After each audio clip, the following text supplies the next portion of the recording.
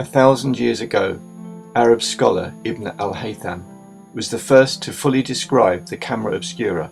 An outside view could be studied inside a room, projected through a small hole in the wall, and all in living colour. Centuries later, with the addition of a lens, this now improved device was developed into a drawing aid. The projected image could be traced onto paper, and also an aid to painting used by artists such as Vermeer. At the same period, a device that was a kind of reverse camera obscura was being developed. Painted slides of characters and scenes could be projected onto a wall by a box with a lamp inside. This magic lantern allowed the world that had been painted by artists to be projected anywhere. Art and optics were now truly interrelated. In the late 18th century, Thomas Wedgwood experimented with fixing the sun's pictures by chemical methods.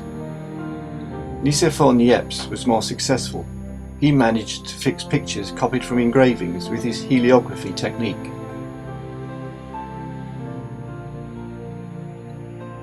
Later, Talbot in England, this is his 1840s scene of Trafalgar Square, London, and Daguerre in France, invented practical methods to take and fix camera obscura pictures. The extraordinary art of photography had arrived. Meanwhile, others were having fun with the magic lantern. The Phantasmagoria was a popular horror show, bringing the dead back to life by means of painted phantoms projected onto translucent screens. A different development in 1830 is also important to our story. Optical toys, initially for adults, not children, made use of a sequence of drawings representing movement and printed onto slotted cardboard discs. When spun, the pictures seemed to move in an amazing, lifelike way. Photographic processes were being refined and the chemistry became more sophisticated, a major step being Frederick Scott Archer's collodion process, which greatly increased the accessibility of photography for the general public. Soon the first photographic exhibitions were held, promoting the new medium as an art. This is Gustave Le Gray's The Great Wave. The sea on one negative was combined with the sky on another. One area of rapid progress was in reducing exposure times, from minutes to seconds, and then fractions of a second, leading to so-called instantaneous exposures which could freeze movement. During that same period, improvements in picture projection were being made, with mechanical slides producing clever animated images on the big screen.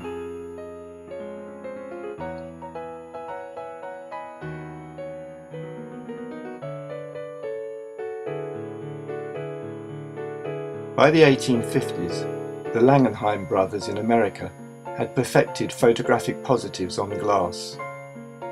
Photography and the magic lantern were combined.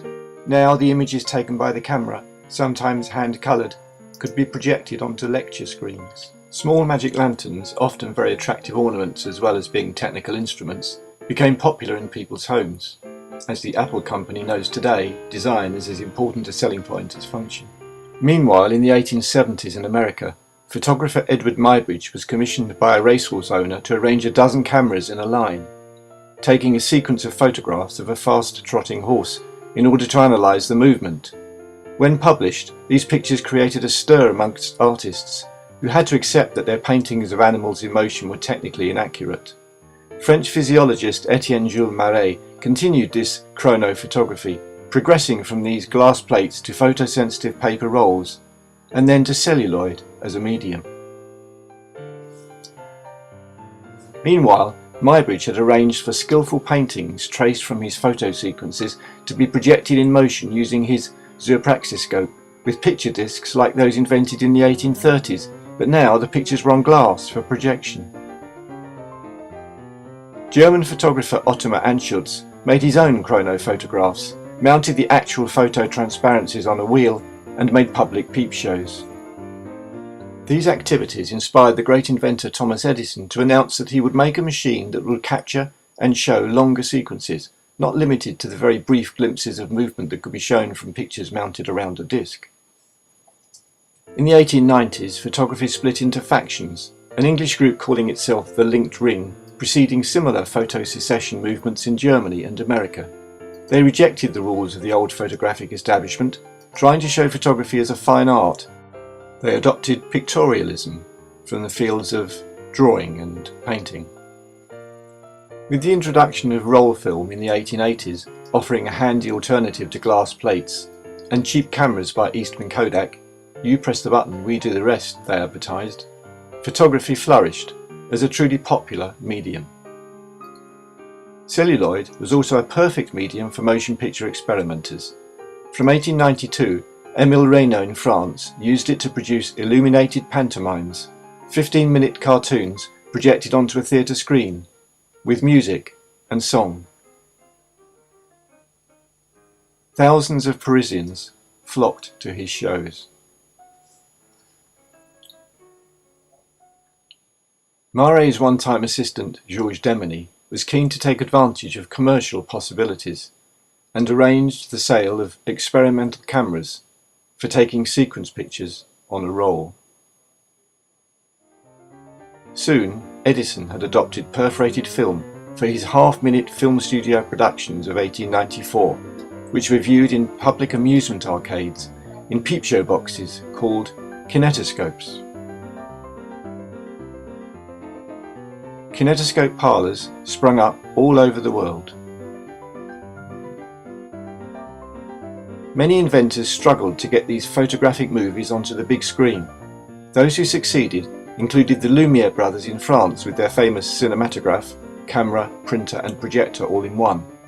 They showed the results to private societies in Europe in the spring of 1895.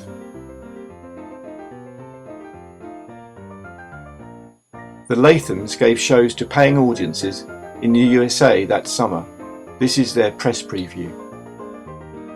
And in Germany in November, the Skladanovskys showed their own films of acrobats and dancers.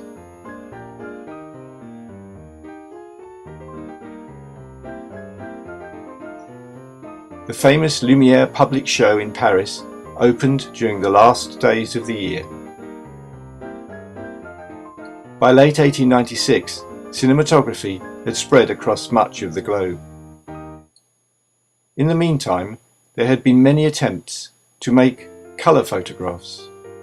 In 1891, Gabriel Lippmann captured some of the first colour images on a single plate, including this spectrum.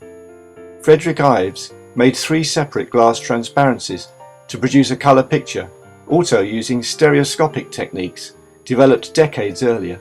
The full-colour 3D images were viewed in a special machine. By now, films were telling stories. Trick films by magician Georges Méliès included his famous Trip to the Moon in 1902. Frederick Ives' colour process would later be advanced and adopted by filmmakers to make the world's first colour movies. This 1902 English experiment is by Leland Turner. After 1900, film as a time-based medium would develop its own language, including story editing and dramatic close-ups. With the new century, photography and cinematography continued to progress, each benefiting from techniques developed by the other.